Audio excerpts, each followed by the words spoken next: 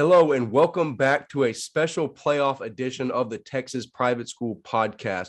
I please ask if you like the video, please like the video, subscribe, and turn on post notifications. That really helps us with outreach and engagement, and it helps us be able to cover private school football to a wider fan base. But with that out of the way, as always, I am 1/3 of your hosting crew, Wes Tolleson. I am joined, as always, by my other 2/3, Walker Lott in College Station and Ryan Schroeder in Stillwater, Oklahoma. Walker, how was the last week of private school football and just your life in general? Big time upsets happened last week. Some great wins for some great teams. Now, it's playoffs now. It's a great week. I'm excited for it and getting my Aggie ring this Friday. So that's going to be a pretty cool thing. So Big moves. You love to see it. Ryan, you had an incredibly busy week and saw a lot of private school football, including the SPC Championships. How was that for you, and how's that as an experience? Yeah, I mean, I would like to let it be known that I actually got to, work a little bit this weekend. It seemed like I actually got to go down and see some teams. I mean, it was a great weekend. We'll talk about a lot of it, but yeah, Nolan Catholic and Prestonwood, and then the SPC Championships, all great. A lot of good games. No, without a doubt. I also like to apologize in advance. I have some type of cold or virus, and so I'm going to sound really rough for the next hour or so, but I'm going to power through it because we are going to give you an episode every single week, regardless of how we feel. So, as always, our first subject is recapping our last week's picks. I, for the first time in a very long time, won the week of picks, going 11-4. I am still in last place at 105-43, but I'll take a good week. I finally needed to break the streak.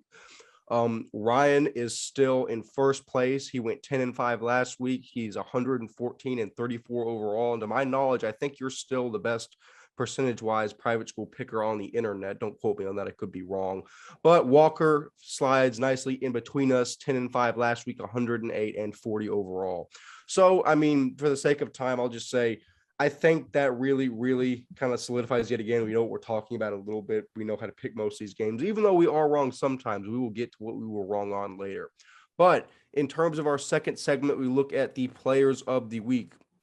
And on offense, and a game that Ryan actually got to go cover, the Texas Private School Podcast Offensive Player of the Week is senior wide receiver from Kincaid, Dylan Bell.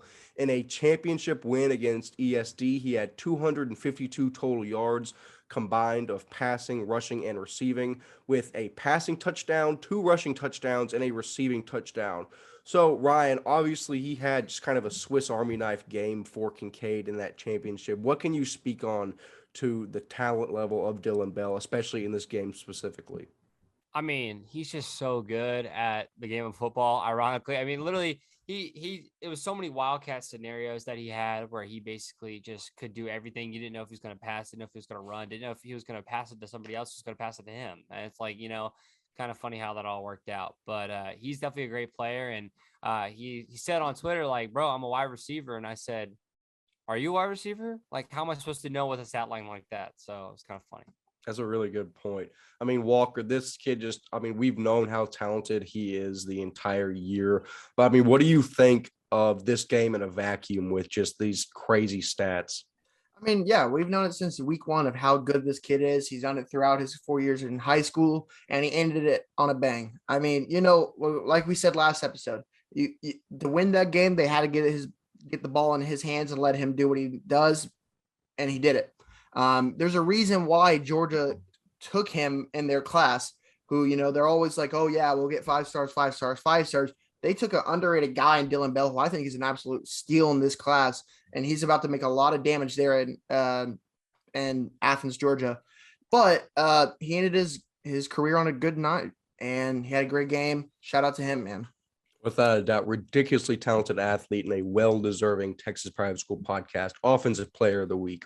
Transitioning to the other side of the ball, we see the Texas Private School Podcast Defensive Player of the Week. Junior defensive back from Fort Bend Christian Academy, James Donovan. In a win against Second Baptist, he had 5 total tackles, 1 tackle for loss, and the stats that got him in this list: 3 interceptions and 1 game-sealing pick for the win. I mean, it's really hard to leave a guy off that had a walk-off interception, let alone 3 interceptions. And I saw this kid play when they played the Woodlands Christian Academy. I mean, I think I mentioned he's got a super high motor, really, really intelligent at the safety position. He's just got a nose for the football. So, I mean, Walker, I mean, this is a crazy stat line. I mean, what do you think of James Donovan's um, game against Second Baptist? I mean, he made his plays that he needed to. He put, when they needed him most, he was there. He made the play, and that's what they needed. I mean, that's what you want. And the best of the best is when they make the plays when they need to make the plays, and that's what he did.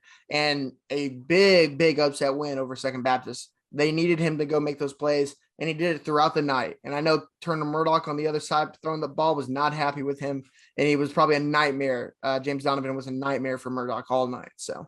No, without a doubt. I mean, it's something I love to say is some kids either have it or you don't, and it's impossible to quantify what it is, but it's a knack to make plays, and that's the best way I can describe it. But speaking of that, Ryan, I mean, what do you think of James Donovan's it factor and the stat line from this district championship ceiling win against Second Baptist? I really don't think people understand how crazy this is. First off, if you have 3 interceptions in a game, that's awesome. That's like literally. I wish people could fathom how hard that is. That is literally an awesome stat line. Oh yeah, but how about doing that against the best team in your district, who's actually favored over you, and then you also make the game-winning game-winning interception. I mean, like, people have to realize that. Yeah, only 5 tackles total, but with a tackle for loss and 3 interceptions, I'm sorry, like that's really hard to do. And here at the Texas Private School Podcast, we value 3 interceptions. So we have given a lot of defensive player of the weeks to guys with 3 interceptions, but not yet one with a game-sealing pick for the win for a district championship. I think that sets him apart from anyone else. But congratulations to James Donovan, the Texas Private School Podcast Defensive Player of the Week. And now we get into the fun stuff, talking about our last week's matchups, the first of which was a game we were just talking about, Houston Second Baptist at Fort Bend Christian Academy for a district championship. And as I correctly predicted, which I haven't gotten to say a lot in the last few weeks, Fort Bend wins 27-24 and snaps what was a 9-year Houston Second Baptist district title streak, which is absolutely impressive in itself. I mean, you have to give your hat off to Coach Pirtle. He has an incredible program down there in Houston. But talking about the winners, Brady Dever, just probably one of the best junior quarterbacks in TAPS and in the state of Texas, throws for 275 yards and 3 touchdowns. His main target, and up there in the conversation for one of the best receivers in TAPS, senior Marcus Cretan, had 161 yards receiving on 9 catches and a touchdown. Dever's other 2 touchdowns went to junior Braylon Gardani, who also had a heck of a year. And senior running back Sam LeBleu had a good game on the ground, going for 139 yards, averaging over 5 yards a carry. The man that we just talked about forever, junior safety James Donovan, had 3 picks, the last one being a walk-off to secure the title for Fort Bend Christian Academy. So, Walker, I'll turn to you first. I mean, this was a game that I guess it was an upset for casual fans, but we've known how good Fort Bend has been for a long time. I mean, what do you think of this game and Fort Bend cementing themselves as maybe maybe the best team in the Southern region?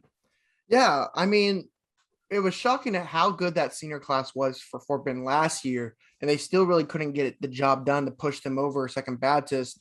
But I mean, these group of guys over there, Fort Bend, they believed. They went through a lot of struggles this season, starting off a little slow, having to pick it up, and then in district they kind of heated back up and to the point where you're like, how are they going to stop this offense? And I mean, give credit to Houston Second Baptist. They did. They only held them to 27, which for that offense is very impressive. But they just were too talented on that side, and Second Baptist couldn't handle it until the very end. So, like we said earlier with James Donovan, they're talented on both sides of the ball too.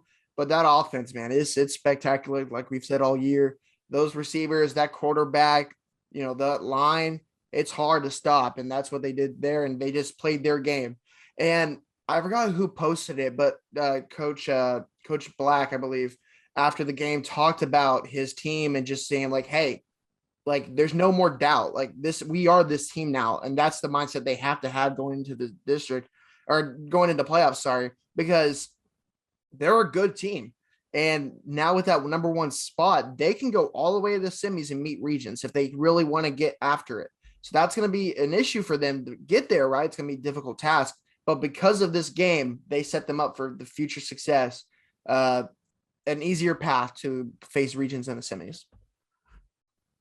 Just realized I was still muted, but no, I mean, I completely agree with you. I am incredibly excited to see what I think will be a Fort Bend Regents matchup in the semis. I'm giving away my bracket a little bit, but I mean, I've said it before. If you look up the definition of electricity in Webster's dictionary, you're going to see Brady Dever and this Fort Bend Christian offense in that dictionary. I mean, they're incredible. I've watched them live. They're electric. I am probably higher on this team, I would say, than any other person in the state of Texas. I really, really like this Fort Bend team, and I'm excited to see where they go in the playoffs.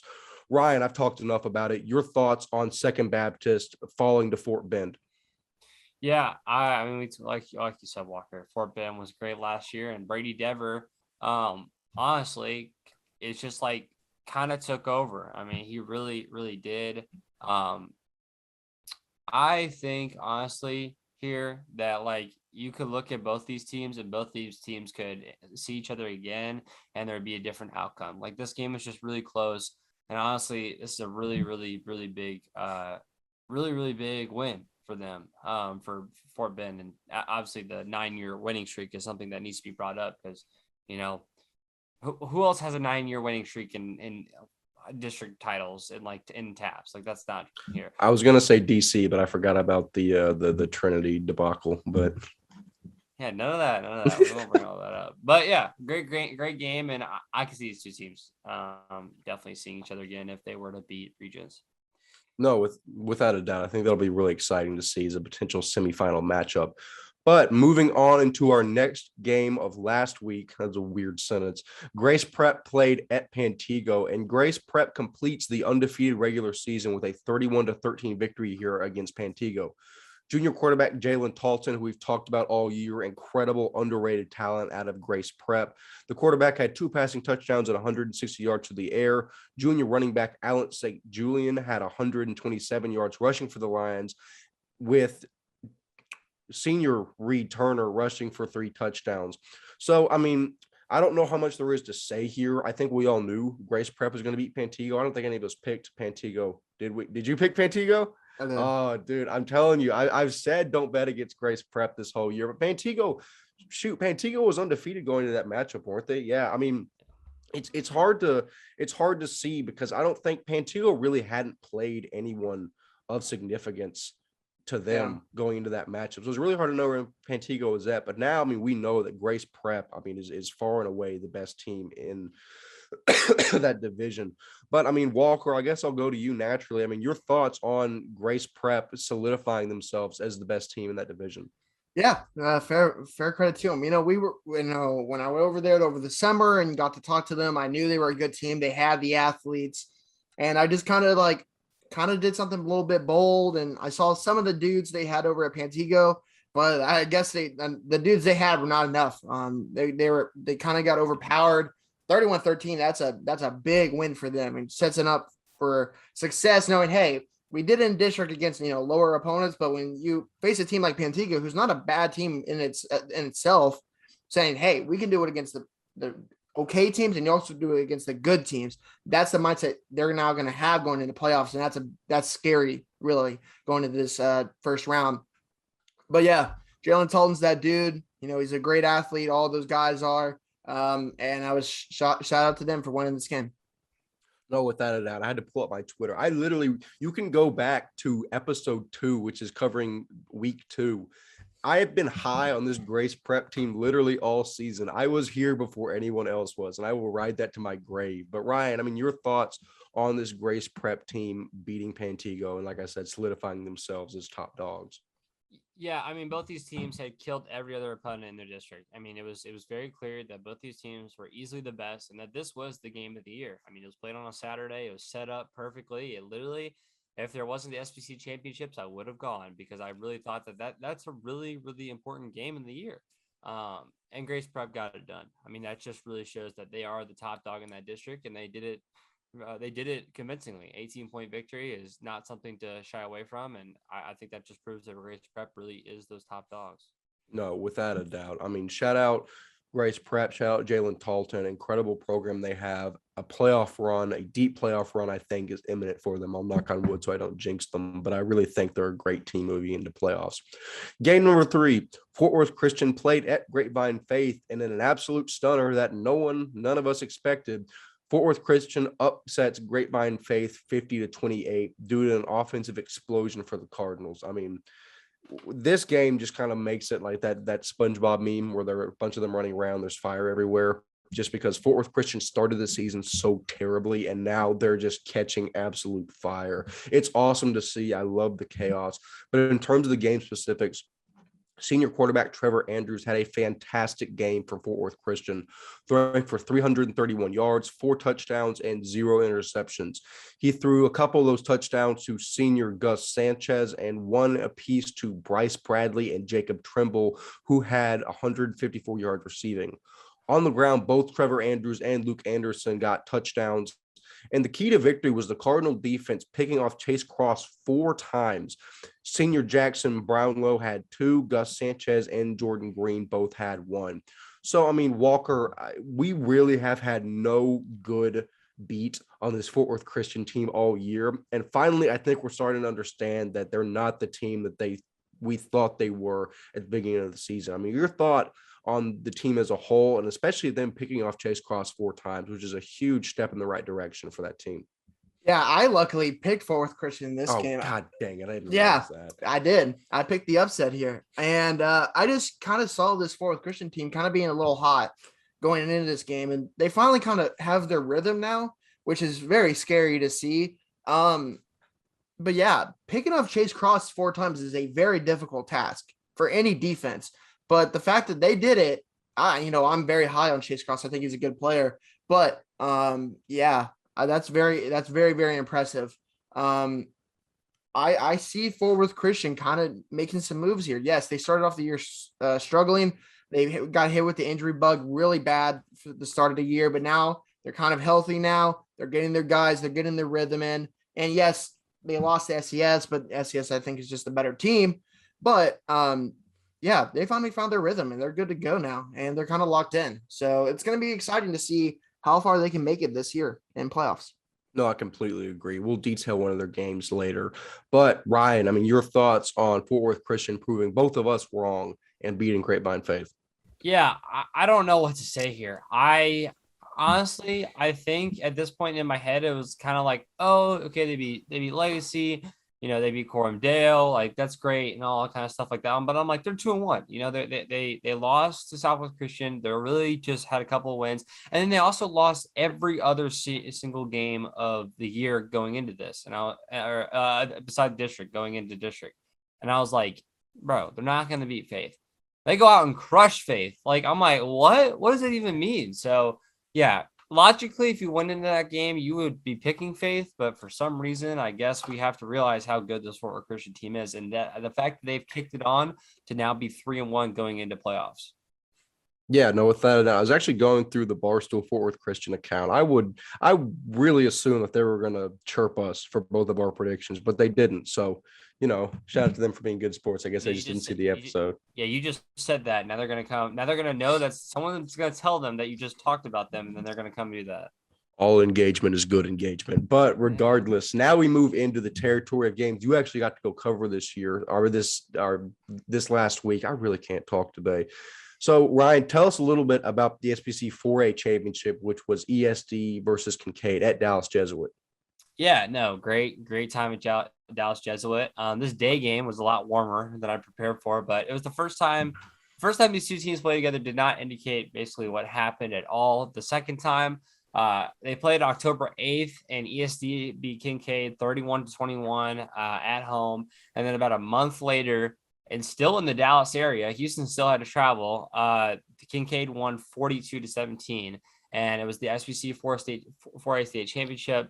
The undefeated ESD was 10-0, obviously coming in this game, but Kincaid powered through. The players of the game, like we already mentioned, was 2022 Georgia commit Dylan Bell. And like we already mentioned all of his stats, I mean, he literally was all over the board. And then their wide receiver, who really, their quarterback, who also was very great, was David Capobianco, and really didn't have a bad game. The 219 passing yards, 3 touchdowns, really good game. And then the Harvard commit for wide receiver for Kincaid was good. His name's Cam Henry. He had 102 yards and 2 touchdowns on 4 catches. And then Dylan's brother, Micah, who's actually a 4-star, he actually had a total of 144 yards. And then he also had an interception. So that tells you anything. He played both sides of the ball really well. And then the man for the ESD defense was the 3-star defensive end, Chase Kennedy, who should not go unnamed. He really played really well. And he has actually Power 5 offers from Oklahoma State, Boston College, Houston, which isn't Power 5, but like other Power 5 schools have offered him as well. But yeah, overall upset victory for the Falcons, and that really no one was expecting, but it doesn't really matter what happens the first time. It only matters what happens in the championship. So. Oh, yeah. No, I mean, you two picked ESD to win. Somehow Micah Bell got a hold of a photoshopped picture where it also said I picked ESD to win, which is just simply untrue. I definitely picked Kincaid to win the championship. I don't know what you're talking about, sir. Anyone that no, wants Walker to go actually check that, you can go check to see that he also picked all. No, Walker went in and post, and he edited the ESD graphic onto my pick. I definitely picked Kincaid, but I'll accept Micah Bell's apology to me for spreading false information on the internet, which I think is a federal crime now. But I mean, Walker, I'll turn to you after I just slandered you. I mean, your thoughts on this ESD Kincaid game that I'll admit we all got completely wrong. Yeah, I don't know what they did during the regular season. I didn't really watch any film of that game. Maybe they were just like, you know what, we'll give them something that we're not actually like. And then when they went into the game and they just like played their hearts out, I don't know. We'll never know. But for sure, Kincaid was the better team, without a doubt. And like we said earlier, you put the ball in Dylan Bell's hands, he makes stuff happen. And that's what they did this game. All credit to that ESG team, though. They were dominant throughout the year. And the one last game they couldn't end up winning. But I want to give credit to that ESD team. They're a great team, great players. A lot of those guys have college opportunities, and they're a great team. So shout out to them for making it far, going 10-0 in the regular season. But congrats also to Kincaid for winning it all. As Jimbo Fisher says, they remember November, and that is what proved correct for Kincaid here. No one's going to remember that regular season loss to ESD. They're only going to remember the championship. But speaking of championships, there was another one that went on that same day that Ryan was at, actually before the 4A state championship. It was the SPC 3A state championship that featured the John Cooper Dragons playing the Cistercian Hawks. So, I mean, Ryan, literally, you did an amazing job with the first game. Take this game away as well. Yeah, so this game is actually later. They played 4A then 3A. So, never mind. But the reson why I was kind of like, oh, shoot, I'll get to be warm and then cold. But yeah, I was completely right. I was cold during the 3A game. And I had to bundle up like I was at the next game. But anyways, most people thought had John Cooper chalked up for this game, and they were right. I mean, it was a pretty, solid win for the Dragons. They won 49-28 over the Hawks. But the Cistercian quarterback, don't get it wrong, played really well. Dan O'Toole had a great game. He threw for 212 passing yards and 3 touchdowns. And the defense really just couldn't stop the John Cooper offense. So it really wasn't his fault, especially running back for the Dragons, Jackson Pierce, who had 135 yards and 5 touchdowns. If you saw my tweets from the game, you would see me going, is that really another one? Oh my God, another one? I want another one. And so he just kept scoring. But the Dragons quarterback as well, Vaughn McKeever, he had a great game. He threw for 357 yards, and then he had a touchdown, and then also another one on the run. So he got himself 2 touchdowns. And then the 2 wide receivers for the Dragons, who also got over 130 yards receiving apiece, but no touchdowns, ironically. Those guys were named Kyler Sullivan and Will Young. Both had good games. And it really was a great game for the Dragons. And the best part was watching at the end, the wide receiver senior Gamble Reed, who got hurt during the game. He came back on the field and actually accepted the trophy at the end of the game, which was so awesome. And actually the passing touchdown from McKeever actually went to Gamble before he got hurt. So he caught 2 passes, one of them being a touchdown, got hurt, I think, on defense. I could be wrong. But whatever, he got hurt, had to go get crutches, and then he received the SPC trophy from the SPC coordinator or whatever. And so that was really, really heartwarming. So, no, I mean, without a doubt, I've been really, really high like I've mentioned, on Vaughn McKeever, Jackson Pierce, and Gamble Reed. I think Gamble Reed's a great talent. I mean, I know he slots in at tight end for John Cooper. I think his main position is still defensive end. He's very, very good there. I think he's got a lot of opportunities going forward wherever he wants to go. Jackson Pierce is just a bruiser, man. Whenever I watched him play Oak Ridge, I mean, he just punished people all night. I'm sure he did the same in the SBC 3A state championship. And Vaughn McKeever is someone that I think is one of the most underrated guys in TAPS. I mean, I think that kid, even though he's a junior, I think he has a ridiculous amount of room to grow for his senior year. But I'm very high on those three guys for the Dragons. Also, shout out Cistercian for a great year. I mean, anyone that makes it to the state championship should be recognized for that. But Walker, I mean, I just talked a lot. Your thoughts on John Cooper and Cistercian and John Cooper winning the SBC 3A state championship? Yeah, it was a big win for them without a doubt. It was they kind of were the favorite toward in this game, of course, but they kind of, it was a back and forth game at the very beginning, but they kind of just at the very end just kind of like played their game and played to their strengths, and they won it. So shout out to them, man. I love that John Cooper team. They've always been appreciative to us, and they were a good team. And I'm very excited to see those seniors come out with a win at a state championship for the first time in school history. That's massive. And you saw how they were kind of progressing over the years, and with DeHaven coming in, kind of changing this program to be like, hey, we have the guys, we have the opportunities to do this. Let's actually do this. And hey, that's what they're doing now. And I would see them probably back there next year with Vaughn McKeever at the start and other guys, but also credit to a Cistercian. Like you said, they're a good team. They just kind of got overmatched in this one, but hey, credit towards them. Excited for the future for both programs. No, without a doubt. I mean, we'll make it no secret here. We love John Cooper. John Cooper's always been very, very good to us, and we love covering them and shouting them out. Also, probably the best socials team in TAPS. I mean, you have to shout them out for that. They do a great job. Their athletic director actually is one of the ones who kind of like runs that, which is super cool, because you never really see that kind of stuff run. It's usually by the communications team. He runs that kind of all through himself and has people come out and shoot photos for them. Sorry, a little photography guy in me likes that a little bit. So I just thought it was cool. No, I mean, they do a fantastic job. But Ryan, you got one more game. Do you have it in you to detail it and break it down? One more game, and this was the game of the week for me, honestly. Those two games were both awesome SPC championships, but this was the one. So one of the most intense games of the weekend. There was a lot of penalties that took away a lot of the big plays, and you'll see Nolan Catholic people and fans, or players and fans, all saying like they took like they tried to drag us down, but whatever you say, it's whatever it was. This quarterback matchup between McGuire Martin and Cole Matsuda.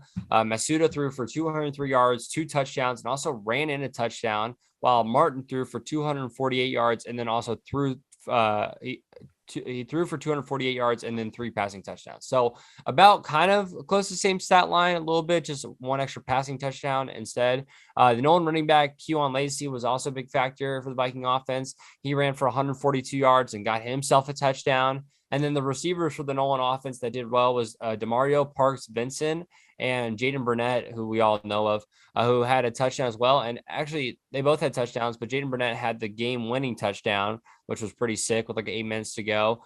It was a long bomb from Matsuda to him, like 54 yards. And then the main target for Martin was Coco Eschik. I don't know if I messed that up. Just know Coco was a great player. I know number 14 is what my brother kept calling him all night. I mean, he was so great. He had 147 yards and 2 touchdowns. And then on the defensive side is where the Vikings really took over. And I want to give this guy as much credit as possible, because I really didn't do it during the game over social, and I really wish I would have given more credit. Samu Vave, however you say that. Man, what a player. He had 12 total tackles and 2 forced fumbles, and one of those he returned for a touchdown, and the other one was the game-winning stop that stopped the Lions on their game-winning drive attempt. I mean, literally the 2 most clutchest forced fumbles he could have had. And then Curly Thomas is usually the one we speak of on this defensive line. I know that Samu Vave is actually a linebacker, for what I actually could tell, but I mean, literally, he got the forced fumbles. He came in there like he was a defensive lineman, how quick he got there, basically.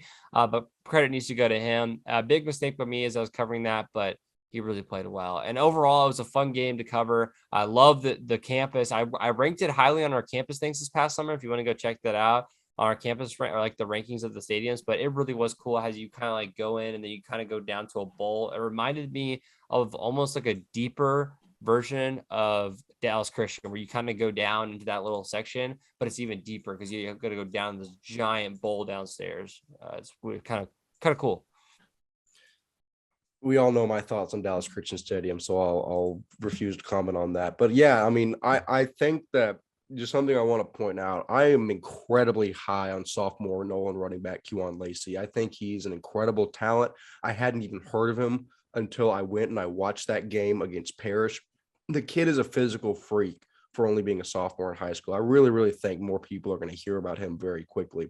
Walker, I mean, what do you have any individual thoughts on this Nolan versus Prestonwood game? I think it was a blockbuster matchup for this point in the season. Yeah, I think it shows like how good both teams are. I think when Preston was at their best, they're a dominant team. When McGuire Martin can do what he wants and kind of pass the ball wherever he wants, play his game, they're a good, really good team, and you show that making it close throughout the night.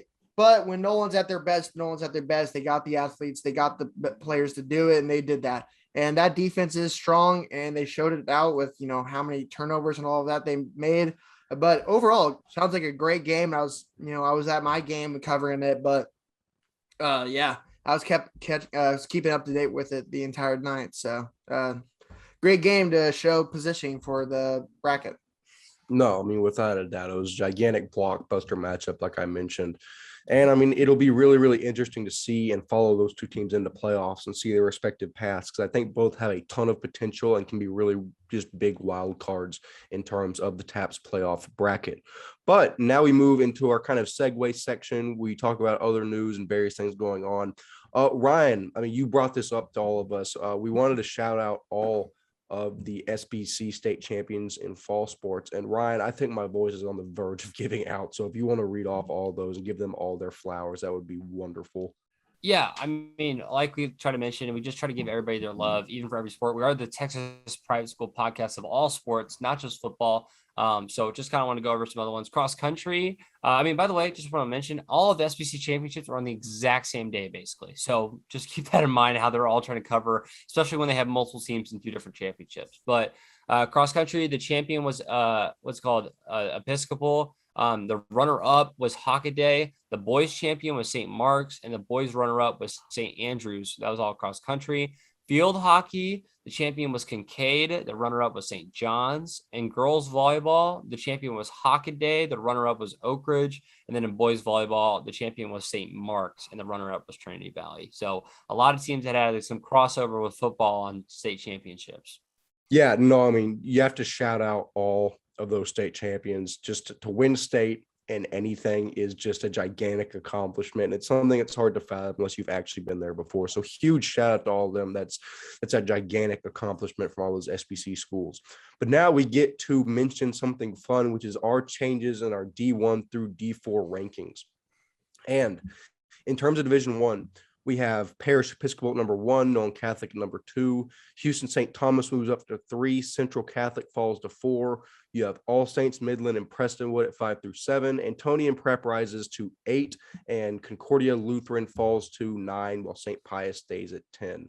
So, there's a little bit of shuffle there. I'll come back after I've read off all the rankings to talk about what our thoughts are on it. In Division 2, I'm just going to talk about the changes instead of reading out all the actual rankings. You see Southwest Christian rise up to 3. Fort Bend moves up to 4. Second Baptist falls to 5 after their loss to Fort Bend. St. Michael's moves up to 6. Fort Worth Christian moves up to 7. Grapevine Faith falls to 8 after their loss. Lutheran South moves up to 9, and the Woodlands Christian Academy falls to 10, while Brook Hill falls out of the rankings entirely. In terms of D3, D4, Lubbock Christian moves up to 3, Pantego falls to 4, San Antonio Holy Cross moves into the rankings at 10, and Hallsville Sacred Heart falls out of the rankings. And our final SPC rankings of the year, Kincaid moves up to number 1 as state champions. ESD falls down to 2.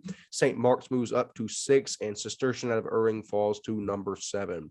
In terms of the top 10 overall rankings, we see Nolan Catholic move back up to 2. Regents move to 3. Trinity moved to 4. Kincaid move up to 5, DC move up to 6, ESD falls down to 7 after they lost to Kincaid, Central Catholic falls to 9, and Grace Prep moves in at number 10. So a lot of rankings we just read out. Walker, I'll go to you first. Your thoughts on all the shuffle, flow, and ebb from this past week? All right, I'm going to go down the list really quickly to kind of explain everything. All right, D1, Central Catholic does have the win over St. Thomas. That's why they're only one up above them. But Central Catholic's loss to Antonia Prep was a big one. And so you had to at least knock them down a peg or so just to show, hey, we understand that loss. And that's why Antonia moves up. Going to D2, Second Baptist moves down, Fort Bend moves up. That's basically how it is. Everything else really has to adjust. And then also the Grapevine Faith loss is massive to Fort Worth Christian. So Fort Worth Christian had to jump into there after a dominant performance over Faith. And that's how you see that thing lay out. D3, D4, San Antonio Holy Cross is the number 1 in that district. And we didn't really have them ranked because they played a lot of out of state, out of like public schools in that San Antonio area that we just didn't know a lot about. So it's hard to really rank them, but everything else makes sense. SPC makes sense pretty much. I'm not really going to talk about it much there. And then the top 10 overall, ESD lost to Kincaid. So you had to move them down and lost heavily. Everyone else kind of moves up. Central Catholic, of course, moves down. St. Thomas stays where they're at. And Grace Prep is kind of the UTSA of the year. They're 9-0. They've won all their games and they've played all their games and they've dominated all their games. So they have to move into that 10th spot and kind of just giving them love a little bit. Yes, probably some D1 teams, D2 teams could beat them. Yes. But they're not playing each other. So that's how it is. So congrats to Grace Prep. We're about to see on Twitter how many people don't understand the concept of power rankings. You'll never see these games happen. So why does it even matter? Why can't we just put them at 10? Tell me why. Let us show a D3 team some love without ruining the fun for everyone. But Ryan, I mean, like I said, a lot of ebb and flow in last week's rankings. Your thoughts on the movement? Yeah, there's nothing I have to say. I think it all looks great, honestly. I mean, the only thing that I thought was really important to mention was that Kincaid jumps over DC, which I thought was important because obviously they beat the number 2 ranked DSD, so they deserve to go somewhere. Yeah, no, I completely agree. I'm very comfortable with all our rankings. I know there's a lot of people that won't be, but I'm fine with that. And we've all discussed it pretty in depth, and we're comfortable putting all these teams where they are. But if I can make it through without dying, we now we have our Final Four bracket picks. I thought it'd be pretty fun. Something I've done before and that went over well. I have for D1 through D4 my Final Four picks for all the TAPS playoffs. So I'll just read them off. In Division 1, I think you're going to see Parish Episcopal, St. Thomas, Nolan Catholic, and Central Catholic in the Final Four. I mean, you can look at the bracket for yourself and see how they're going to get there, but I personally think those are the 4 matchups we're going to see. In terms of Division 2, I see, and I literally have these filled out like March Madness brackets. I just sat down watching Monday Night Football and did it last night. But in D2, I think you're going to see Southwest Christian, DC, Austin Regions, and Fort Bend Christian Academy. I am very, very excited to see the potential matchups of DC and Southwest in the semis and Regents and Fort Bend on the other side of the South bracket. I'm very, very excited for D2. I think these playoffs are going to be great. In terms of Division 3, I apologize in advance. TAPS has the D3 playoff set up really weird, and they don't have all the teams in there. So there's a good chance I completely overlooked the team, and please let me know if I did. But I think you're probably going to see Covenant Christian, Grace Prep, Cypress Christian, and Bay Area Christian in the Final Four. I mean, I think there's a really good chance you see all those teams there. In terms of D4, good Lord, I think you're going to see Munster Sacred Heart, First Baptist Academy out of Dallas, Brazos Christian, and Roseville Sacred Heart in the Final Four. So, I mean, I just read off a lot. I mean, Walker, what do you think we're going to see in terms of our Final Fours in the TAPS playoff brackets? I think I have the exact same as you. And Are you serious? I really do. Like, I'm not. I was going through it, so I'll talk a little bit more about it. I think you have I have Parish, St. Thomas, Central Catholic, Nolan. I think that Central Catholic versus All Saints game that probably I think will be that semi-regional matchup. I think that's going to be really, really good, just in my opinion.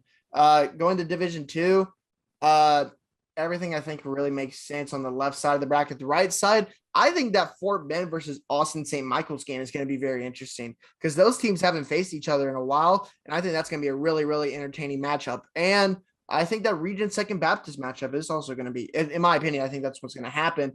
That Region Second Baptist matchup is going to be very interesting to see because Regions hasn't really played that many people, like good, talented teams. And Second Baptist is going to come in there hungry after a loss to Fort Bend Christian. So that's going to be very interesting. But yeah, I had Southwest DC Regions Fort Bend.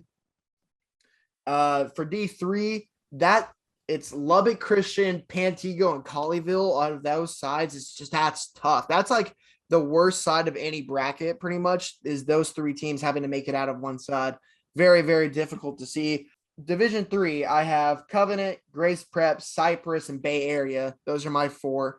And then going into Division 4, I have Sacred Heart, First Baptist, Brazos Christian, Sacred Heart. I think those are pretty good teams. I think that's pretty much how I think it's going to go. But I will say that Holy Cross versus Cypress Christian matchup in the regionals is going to be pretty good, I think. And probably that TCS Lubbock versus Grace Prep game. There's a lot of good regional matchups this year because of how small the brackets are. You have the better matchups really quickly. So. Oh, for sure. Yeah. And I don't blame you for getting tripped up whenever with the D3, D4 stuff. The way TAPS does D3, D4 is an absolute mess, and it makes it incredibly hard to comprehend what's happening. But that's a story for another day. Ryan, I mean, we just went over a lot with the brackets. So, I mean, what are your thoughts on the D1 through D4 potential Final Fours? So I only have 2 differences than y'all. So my 2 differences, so obviously I think I had basically the same thing for y'all in Division 1. Obviously that would be Nolan Catholic defeating Midland Christian, which in my opinion is correct. And then that D2, I have Southwest, I have DC, I have Regents. I think St. Michael's beats Fort Bend. That's kind of what I say. I looked into it a little bit, looked at the SPC matchups that they've kind of like how it's kind of looked between them because some of them have played if I can get the team real quick, some of them have played St. John's, and then some of them have played Kincaid. So it was kind of interesting, kind of matching up how those teams have played and then all that kind of stuff. It's a really long process, but St. Michael's is who I have, and then I got a hat over here. So, best believe. Oh, sweet Lord.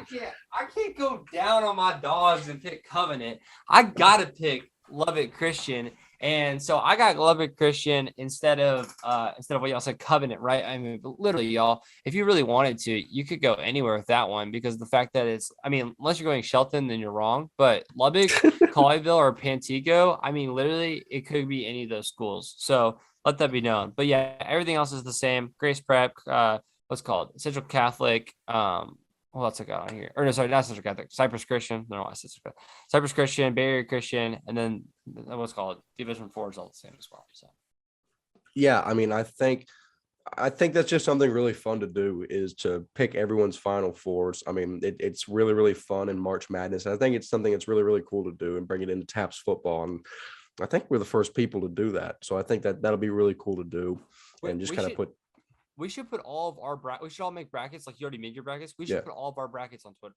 I was gonna say that. I think it'd be a really good idea, and just to get people doing, get it out there, I think it'd be really cool. But that concludes all the other miscellaneous news, and now we move into our final segment, as always, the 5 games of the week. The first being Fort Worth All Saints versus Antonian. These were all first round playoff matchups that we're really, really excited for. Coming off of a gigantic upset of Central Catholic, Antonian Prep will try to keep the momentum going against Fort Worth All Saints this Friday. Antonian enters the contest 6-4, averaging 27 points a game, allowing 22. All Saints enters 5-4, averaging 31 points and allowing 31 as well. So statistically speaking, 2 mediocre Division I teams. I really think this matchup is going to be decided in the trenches. If the Antonian front 7 can beat the All Saints line and keep household name Brant Allfinger bottled up, I think they put themselves in a terrific position to win. However, if Allfinger gets loose and has a huge game, I don't think All Saints is beatable in that situation. And I think that's what's probably going to happen. I think Allfinger is due for a big game. I think All Saints is due for a big game as well. I think Antonian's going to be hot coming off of that Central Catholic upset. I just think All Saints is the better overall team. Give me All Saints in a close one. Walker, your thoughts on Fort Worth All Saints against Antonian this week? I really like this Antonia team. I really, really do. I think they're hot. They're off the Central Catholic win. And that Central Catholic versus Antonia Prep rivalry is a big time deal. Remember, Wes, when we get down there, they're like, that's the team, So I think Antonio's coming in hot. I think they're the good team, but I like this All Saints team. So I'm going to go All Saints in this one. But because last time I had hoped for my Antonio Prep upset against, I believe it was St. Thomas, they failed me. So I have faith in this All Saints team to make it to the next round. So give me All Saints. Ryan, I'm going to need you to pick Antonian. So if Antonian wins, we don't all get the triple pick of death and get memed to death. So what are your thoughts here? You're going to hedge our bets? No, I'm not gonna hedge your bets because I know Fort Worth All Saints is let's be honest here. Fort Worth All Saints is beating some good teams this year. They've also lost a good amount of teams too, but I think that doesn't come at the expense of Antonian. I think they get it done against Antonian in the first round. Yeah. For all of our sake, I hope you're right, because we're setting ourselves up to get absolutely flamed by Antonian. But we'll see. I think it'll be a good game regardless, and we'll see what happens there. Second game. A game that's very, very interesting in my opinion. Grapevine Faith against Brook Hill. Faith enters 7-2, averaging 42 points per game and allowing only 13. We thought this Faith team might be one of the best teams in D2 after the first 4 or 5 weeks. They started like 5-0, 6-0, something like that. Brook Hill, on the other hand, is 6-3, averaging 30 points a game and allowing 22.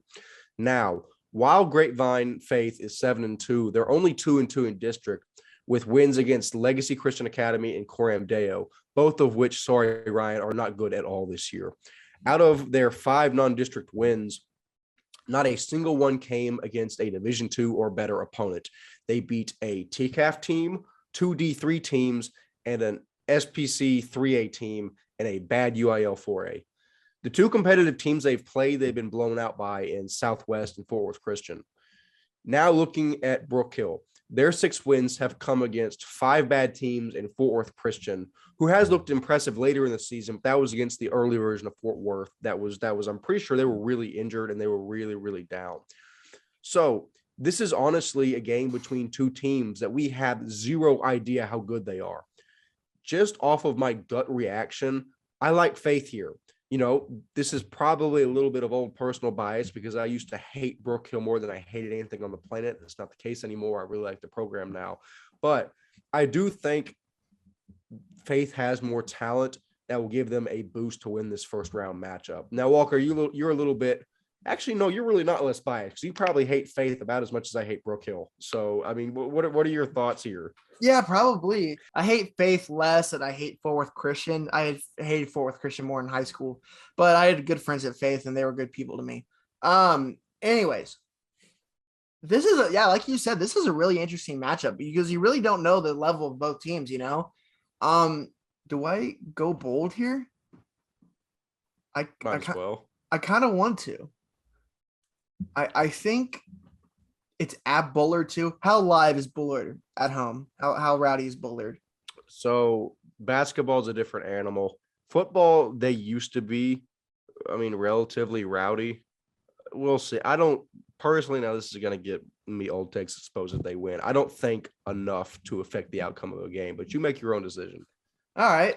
They're going to pack the stadium now, all entire orange out and stuff like that. Yeah. Orange out. You know what? Fine.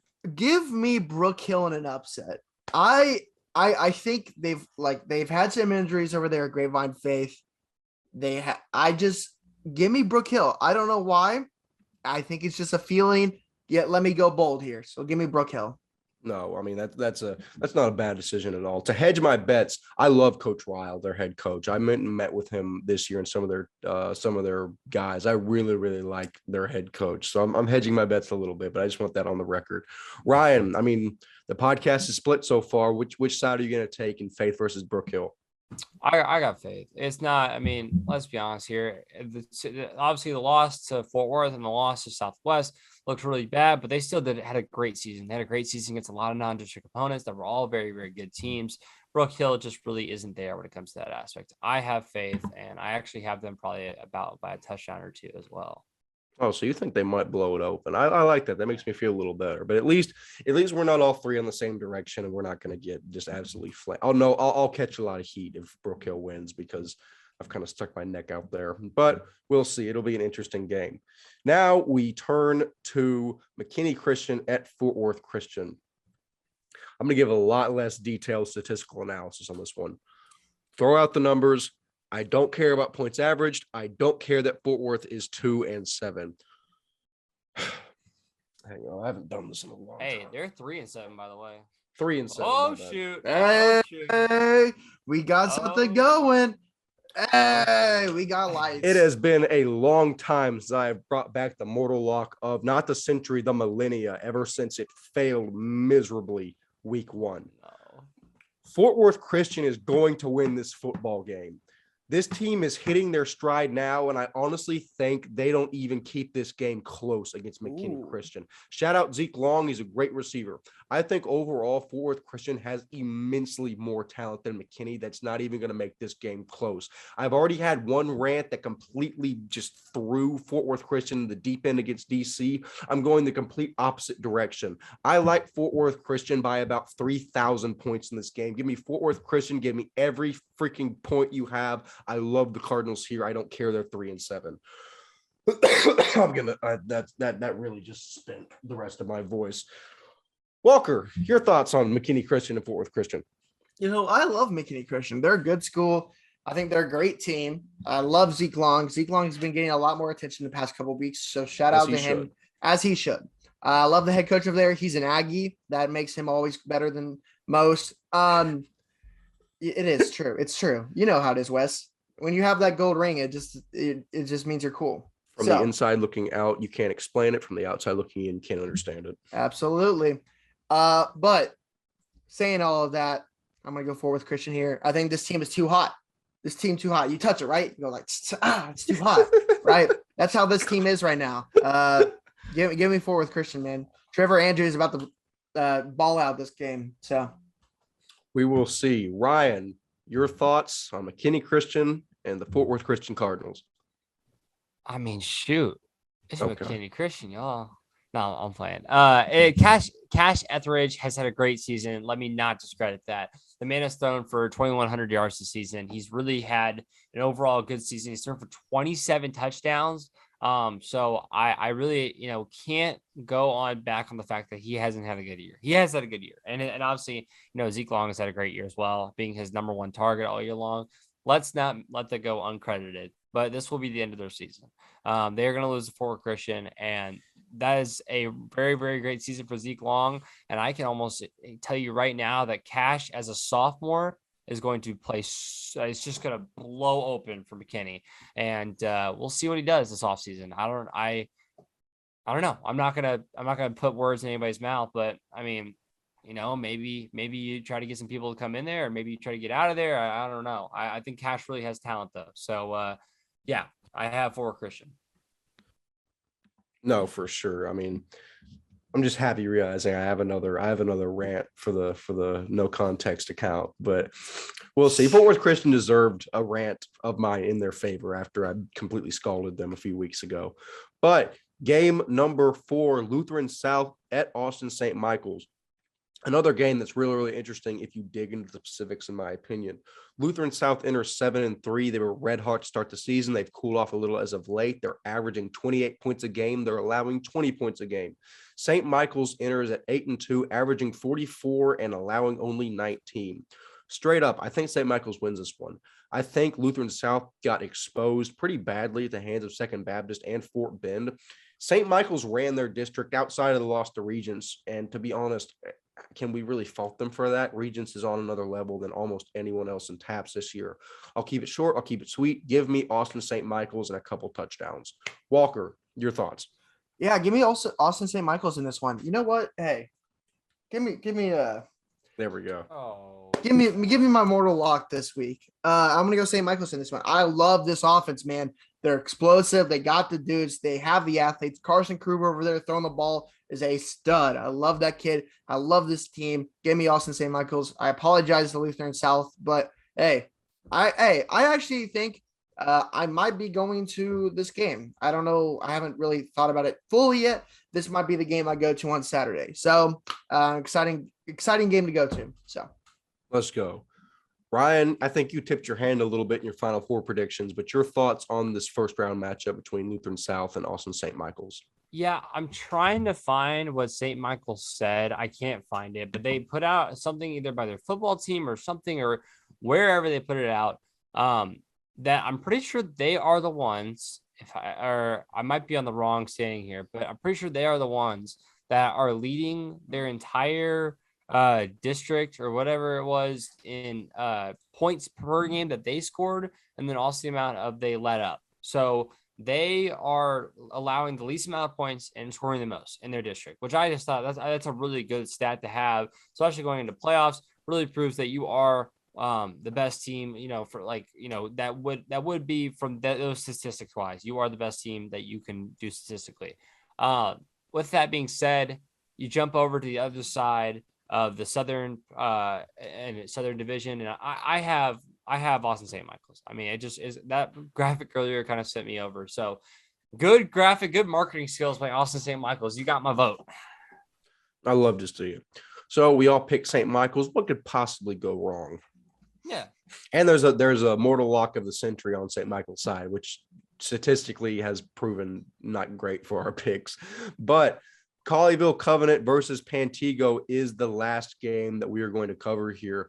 And again, I'm going to keep it very simple. I like Covenant in this game. I know Pantego is 9-1, but I think that Colleyville has a huge win against a very good Lubbock Christian team that Ryan's obviously very high on. Pantego hasn't really beat anybody, in my opinion. They don't have any signature wins that here. Covenant Christian has a lot of talent. We've talked about Enau Etta over and over and over again. Kid is a freak. Christian Wells is also a tremendous talent for the Panthers. I really, really do think they get it done against Pantego here. Ryan, I'll switch it up and go to you first. You think that there's any way Pantego gets it done against Covenant? No, I mean, I think Covenant wins here. And I don't know. Lubbock Christian is a great team, and I'm kind of just like sitting on that my pick now, going like I don't know, but depending on how well Colleyville does this week, you could see my Final Four prediction going a little bit differently. I know we're supposed to keep it how it is, but I honestly think that Pantego they're not set up to play anybody that great, and Colleyville has actually played those good teams. However, a loss to Weatherford in overtime and a loss to somebody else. I'm sorry that I can't name all these off the top of my head, but they have a loss to Weatherford. They have a loss to Dallas Christian or Grapevine, I believe. So, Covenant's had their losses this year. I let that be known. So I think this game will be closer than some expect. We will see. A lot of good points raised there. Walker, for the final pick of the final game, your thoughts on Colleyville Covenant and Pantego Christian? I'm going to pick Covenant here. I think it's the good pick. I love this team. And, they struggled a little bit earlier with, having to have the injured quarterback. And, a lot of people don't realize how big of an influence losing a quarterback is on a team. It's big to have to adjust and all that. And that's what they've done. Christian Wells has stepped into that role and has done a great job for this team. I love him as an athlete. He can do whatever he wants on the field. That's how good of a player he is. And I'll let on the other side with Nathan Kaja and all the other guys. I love that team, man. Give me Covenant over Pantego in this one. No, I mean, I think that's great rationale from all three of us. I think we covered a ton of ground, not only with the games of the week, but in terms of recapping everything and giving our little bracket predictions. I think that went really well.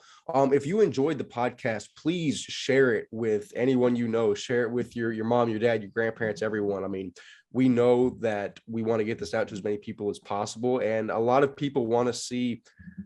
There's a big hunger for TAPS action that a lot of people need to find. So we'd be very grateful if you share this with other people.